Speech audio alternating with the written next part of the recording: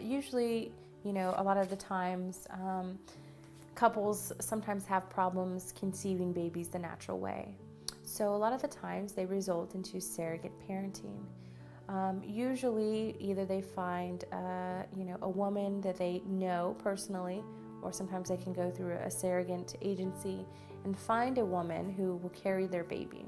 A lot of the times they artificially inseminate, the prospective mother with the spouse's semen, and it's all a big process, whether you can do through an agency or independently. But a surrogate parent usually carries the baby through full term for the couple that is not able to conceive naturally.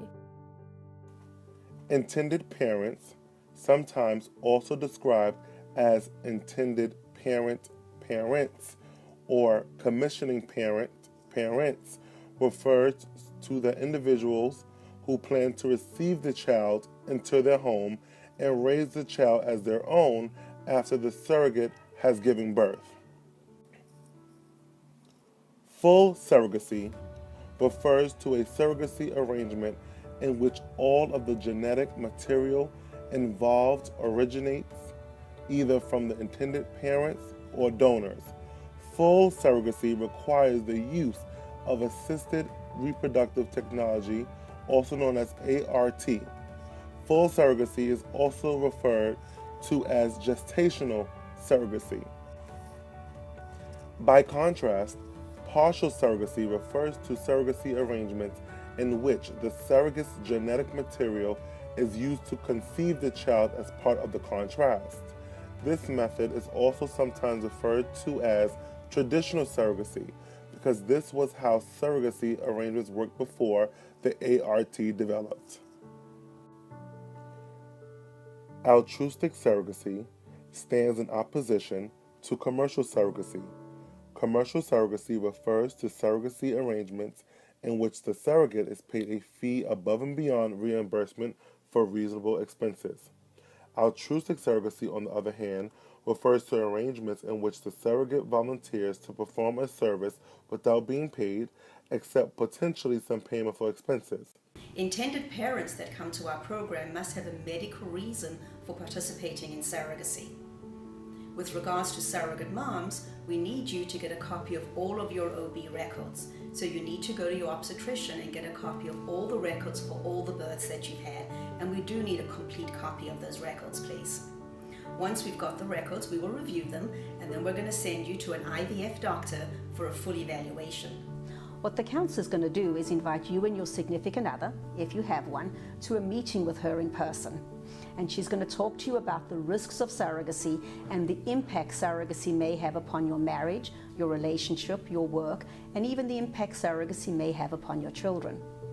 What she's going to do is really get to know you as a person, because getting to know who you are as a person is going to help her make the very best match with the intended parent for you. In the state of New York declares surrogacy contracts contrary to public policy void and unenforceable. Parties to a contract are subject to a civil penalty of up to $500. People who assist in arranging the contract are liable for up to a civil penalty of $10,000. A second violation constitutes a felony. A birth mother's participation in the contract, however, may not be held against her in a custody dispute with the genetic parents or grandparents. Surrogacy law is constantly evolving. Qualified legal counsel will stay abreast of any changes relevant to your unique circumstances and location, proactively managing any issues that affect your case. Legal counsel will draft the agreements governing your relationship with your surrogate mother. These agreements are designed to protect both your parent rights and the rights of your surrogate mother during and after the pregnancy.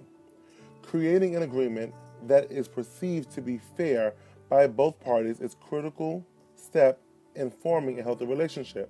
Legal counsel will file any and all necessary documents with the court where the baby is born to recognize you as the parents on the birth certificate.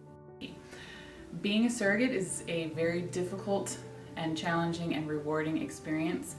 The number one question people ask you is, why do you want to be a surrogate? Well, why do people run marathons? Why do people climb mountains? Why do people go back to school? Why do people in their 70s go back to, become a doctor? And it's because sometimes there's things in life that are worth the effort and the time and the mental and physical trials that they deserve.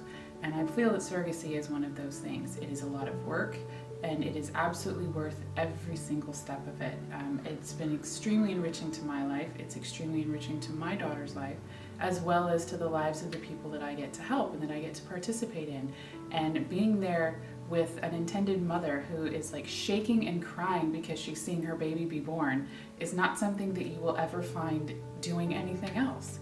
So it's very specific to being a surrogate. So it's the greatest thing you can ever do. If you're capable of it, you should absolutely do it.